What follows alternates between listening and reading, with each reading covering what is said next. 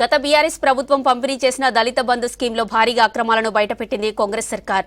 అప్పటి ప్రభుత్వం పంపిణీ చేసిన యూనిట్లలో 70% పక్కదారి పట్టినట్లు గుర్తించింది. నిరుపేద దళితులకు స్వయం ఉపాధి కల్పించి ఆర్థికంగా చేయూత అందించాల్సి ఉండగా ఎక్కువ మంది బీఆర్ఎస్ లీడర్లనే లబ్ధిదారులుగా ఎంపిక చేసింది. ఈ స్కీమ్ కింద పంపిణీ చేసిన యూనిట్లు లబ్ధిదారుల దగ్గర లేవని విచారణలో తేలింది. గత బీఆర్ఎస్ సర్కార్ ప్రభుత్వం ప్రవేశపెట్టిన దళిత బంధు స్కీమ్లో భారీగా అక్రమాలు జరిగాయనే ఆరోపణలు ఉన్నాయి. దళిత బంధు స్కీమ్లో హుజూరాబాద్ నియోజకవర్గాన్ని పైలట్ సెగ్మెంట్గా ప్రకటించింది అప్పటి కేసీఆర్ ప్రభుత్వం. అక్కడ జరిగిన బైపోల్లో ఎలాగైనా గెలవాలనే ఉద్దేశంతో ఈ స్కీమ్ ప్రారంభించినట్లు అప్పట్లో పెద్ద ఎత్తున ప్రచారం జరిగింది. దళిత బంధును మొదట హుజూరాబాద్ నుంచే మొదలు పెట్టాలని అనుకున్నప్పటికీ విపక్షాలు, రాజకీయ విశ్లేషకుల విమర్శల వల్ల కేసీఆర్ తాను దత్తత తీసుకున్న వాసాలమర్రి గ్రామం నుంచి లాంఛనంగా ప్రారంభించారు. కానీ అసలైన దళిత బంధు పథకం హుజూరాబాద్లోనే మొదలైంది. దళిత బంధు స్కీమ్ కింద రాష్ట్ర వ్యాప్తంగా 38,706 మంది లబ్ధి పొందితే అందులో హుజూరాబాద్ నియోజకవర్గంలోనే 18,021 మంది ఉన్నారు. ఒక్కో లబ్ధిదారుడికి 10 లక్షల చొప్పున నిధులు మంజూరు చేశారు. ఉప ఎన్నికకు ముందు లబ్ధిదారుల్లో 9,873 మందికి పూర్తిగా 10 లక్షల చొప్పున ఆర్థిక సాయం అందగా మిగిలిన వారికి ఎంచుకున్న యూనిట్లను బట్టి 50 నుంచి 80% పైగా ఆర్థిక సాయాన్ని అందించారు. ఇందులో ప్రభుత్వ ఉద్యోగులు, ఇన్కమ్ ట్యాక్స్ చెల్లించే వారి పేర్లు కూడా ఉన్నాయి. దళిత బంధు ఫేజ్ 1 కింద హుజూరాబాద్ మినహా మిగిలిన 118 సెగ్మెంట్లలో ఒక్కో నియోజకవర్గం నుంచి 100 కుటుంబాల చొప్పున 11,800 మందికి యూనిట్లు అందించారు.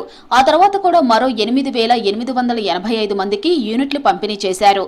సెలక్షన్ ప్రాసెస్ అంతా అప్పటి అధికార పార్టీ ఎమ్మెల్యేలే చేపట్టారు.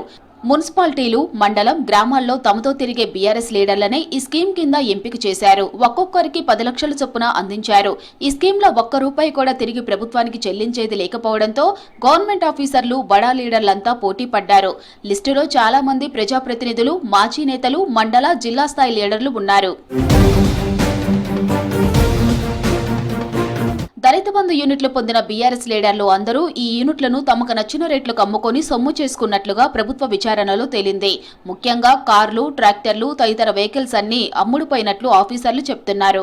ఖమ్మం జిల్లా చింతకాని మండలంలో 3,462 మందికి దళిత బంధు యూనిట్లు ఇస్తే అందులో 1,387 యూనిట్లు పక్కదారి పట్టాయి.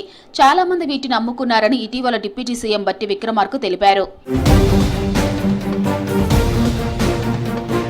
ప్రభుత్వ ఆదేశాలతో కదిలిన అధికార యంత్రాంగం దళిత బంధు యూనిట్లపై రాష్ట్ర వ్యాప్తంగా అంతర్గత విచారణ జరిపారు. చట్ట ప్రకారం దళిత బంధు యూనిట్లు పొందిన వాళ్లు ఎవరు, వాటిని వాళ్లే ఉపయోగించి లబ్ధి పొందుతున్నారా లేక అమ్మేసుకున్నారా, లీజుకు ఇచ్చిన వాళ్లందరినీ విషయంలో ఎంక్వైరీ చేయగా 70% యూనిట్లు పక్కదారి పట్టినట్లుగా విచారణలో తేలింది. రాష్ట్ర వ్యాప్తంగా 119 నియోజకవర్గాల్లో 17 లక్షల దళిత కుటుంబాలకు 1,70,00,000 కేటాయిస్తామని గతంలో కేసీఆర్ ప్రకటించారు.